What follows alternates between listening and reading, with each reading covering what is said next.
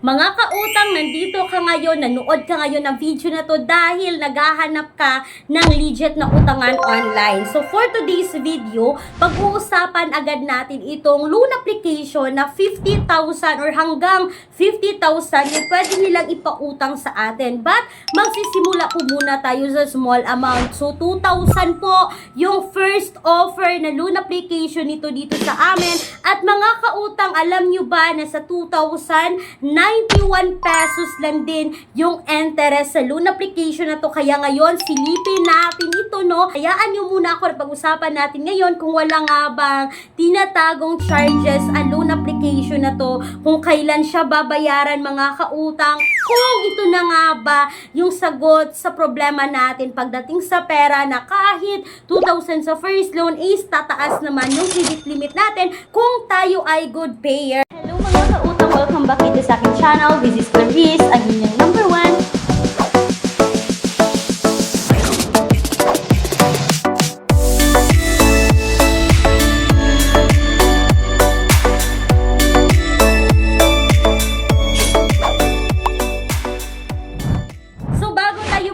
Mga kautang, gusto ko lang i-share sa inyo yung paulit-ulit kong binabanggit sa bawat video ko na bank personal loan. Yes, legit po yun mga kautang na nag-o-offer talaga no ng 20,000 to 2 million pesos. So meron lang tayong mga qualification and requirements na kailangan nating sundin. At kung sa tingin yung mga kautang kayo ay qualified dito, no? Kung meron kayong monthly income na hindi bababa sa 20,000 pesos, tutulungan ko po kayo na makautang dito sa bank personal loan na palagi kung binabanggit sa video. And for more details dito, kindly email right away clariza@gmail.com or you can also Viber me para sa mas mabilisang transactions mga kautang. And please take note that all applications submitted is subject for bank approval. So hindi po ako yung mag-a-approve, si bangko pa rin. So eto na mga kautang, balik tayo dito kay Jesselend online cash loan na under po ng Gold Zara Lending Investors Corporation mga kautang, na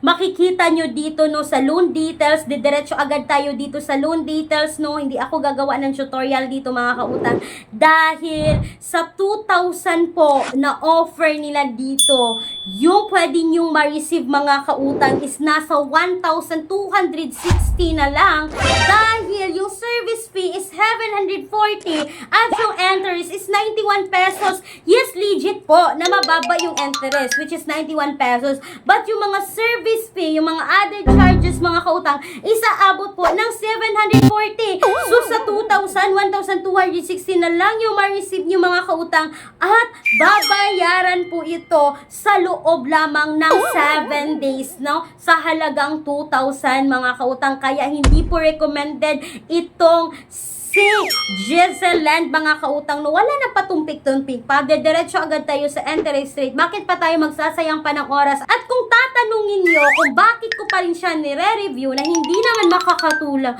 mga kautang, nagbibigay lamang po ako ng awareness sa lahat na dapat kasing panoorin nyo po yung buong detalye bago nyo utangan. So eto na, wala nang patumpik-tumpik pa. Diretso agad tayo sa loan details kasi mga kautang, kahit pang itong loan application na to is tumatanggap ng mga maraming valid IDs, no, hindi pa rin siya recommended dahil tumatanggap naman siya ng national ID, postal, PIN card, PhilHealth, SSS, voters, driver's license, passport, humidor. Halos lahat ng ID dito sa Pilipinas, no, ay nakalista dito kay Jesselend mga kautang, na for me is hindi naman po maaasahan ngayong 2025. Kaya wag kayong mag-aksaya pa ng panahon na subukan itong loan application na to mga kautang kasi hindi recommended. At kung naghahanap talaga tayo, no, ng mga alternatives loan app, yes, ang dami naman mga kautang, no, ang dami natin pwedeng utangan ngayon kasi ang daming mga tested utangan ngayon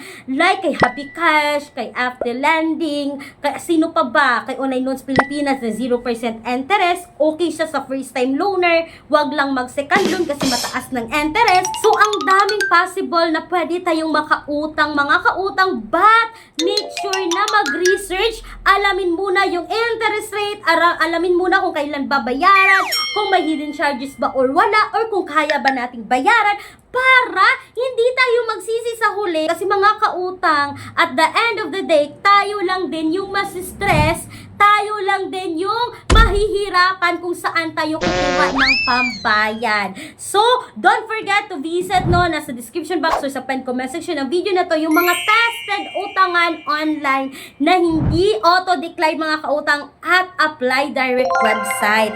Pero, hindi ko sinasabi na utangan ninyo ha, do a research pa rin bago umutang sa mga makikita nyo ngayon dito sa pen comment or sa description box ng video na ito. At mga kautang, no, sana po ngayong 2025, hindi na lang puro utang. Maghanap din tayo ng side hustle, maghanap din tayo ng pwede natin pagkakitaan online kasi ang dami na pong pwedeng pagkakakitaan online gamit lamang itong mga cellphones natin. Pwede na tayong kumita online. And don't forget also to visit 101 ways to make money online dito sa description box or sa pen comment section na video na to. And mga kautang, no, yan lang po muna yung quick and honest review ko about kay Jessie Lending mga kautang. Na itong si Jessie Lends mga kautang na is naka-registered but hindi submitting and not accessing entities po sa CIC. So sana po ay nakatulong itong quick and honest review ko about dito. Once again, this is Clarice, ang inyong number 1 pala utang dahil